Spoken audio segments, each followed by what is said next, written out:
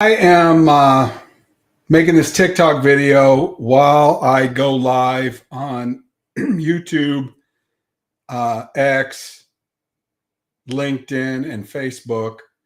And I want to do a share screen. So it's going to be a couple of different formatting options that happen with this. But the message that I want to talk about today is equity stripping.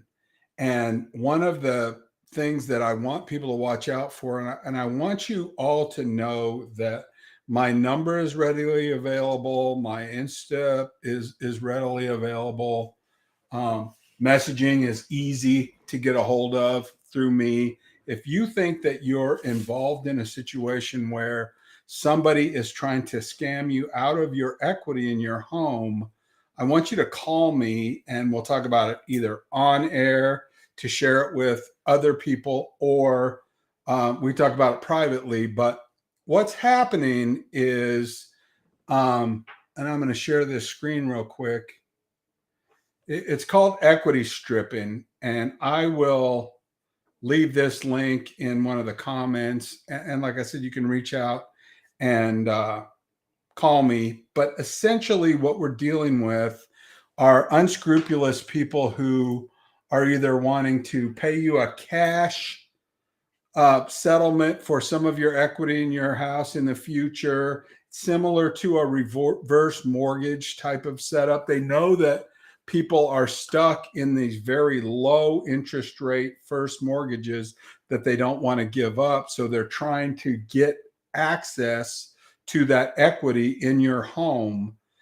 And they're doing it in ways that are not beneficial to you. And believe me, if they're seeking you out, they are trying to take equity away from you.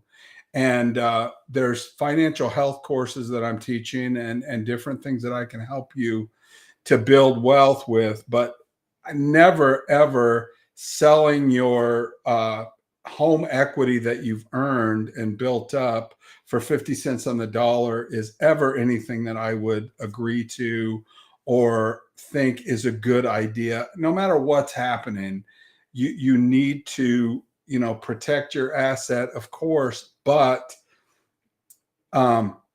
adjustable rate mortgages were mentioned in a meeting today that I had with some of my younger investors that were buying a property in McAlester, Oklahoma. And this real estate agent just kept on and on and on in a very aggressive manner, trying to say that, a 5-year adjustable mortgage was okay because it was happening in small town Oklahoma. And it's never okay to do an adjustable rate mortgage because we don't know what the rates are going to do. And if you can't afford that top end mortgage, then don't buy it hoping that rates are going to come down, because you are going to end up in a huge mess if it doesn't go the right way. Same thing with a 3-2-1 buy down. If you can't afford the actual 7% or 8% that it's going to 3-2-1 buy down into, you need to be very careful of getting involved in these situations, because refinancing into a situation that the equity's not there, the home prices are going to go down. Maybe you can't refinance. Maybe rates go up to 18% like they were in the Jimmy Carter era. We don't know. So don't make a bet with your most valuable asset without at least talking it through with somebody like me or somebody that doesn't have an interest in what's going on and will absolutely at least talk about the bad things that can happen. Now, honestly, if you can't afford to buy in one of these urban centers, like I'm a real estate agent in Denver, and I deal in some of these larger markets like New Jersey and Manhattan and some in California. And it's very difficult to buy unless you're a very high wealth individual. And I have some of those that I work with that are very high wealth individuals and they don't care that much. But if you can't buy reasonably in your market where you live, we need to look at more affordable markets to get on that financial escalator.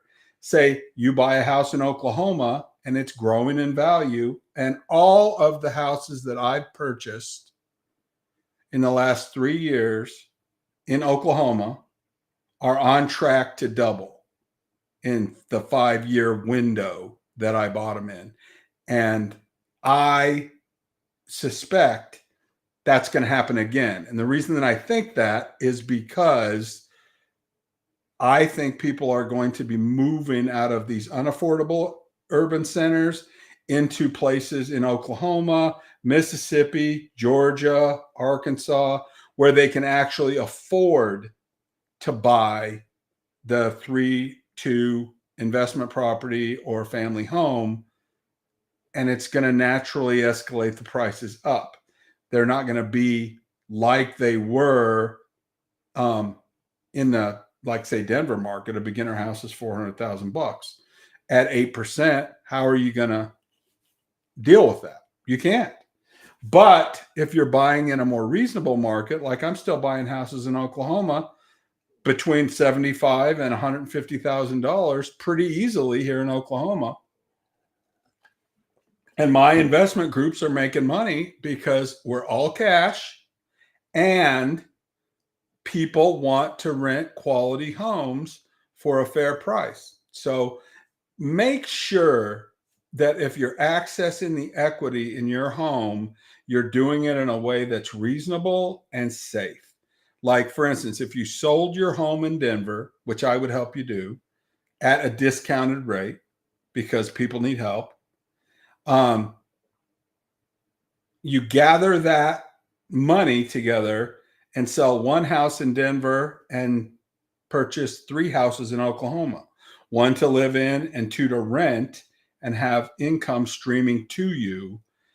That's a good way to access that equity, and you get to use your exemption. So as a couple, you get $500,000 in free money if you've lived in the house for 2 of the last 5 years. And that's a safe way to access all of your equity. But if somebody is telling you that they can do something in this market that doesn't sound right, it's probably not. And if you talk to me, I can send you to experts in the marketplaces to get more and more information. Anyone who's afraid of information or anybody who's afraid of the truth, you can challenge me whenever you want to, and I will do a side-by-side live with anybody that wants to challenge my suppositions, my investments, my equity in the market, what I'm doing. I'm not afraid of my truth being challenged because either we're going to settle the argument or I'm going to learn. And if anyone can show me how debt is better than paying for assets in cash as a group, then I'd love to talk to somebody about that. But being in business with the bank is never, ever, ever a good thing. You know, it gets the job done, but at what cost? You know, I get my people together in capital companies and LLCs, and they're like-minded and they help each other. And each person puts in $20,000, buy $100,000 house, and it's making money right away. And it's growing in equity and people are learning what's going on. That's the good, solid, non-sexy way to build generational wealth. And so, anyways, be careful out there. There's evildoers and bad actors that are trying to access your home equity. Don't let them do it without really digging in. So that's it.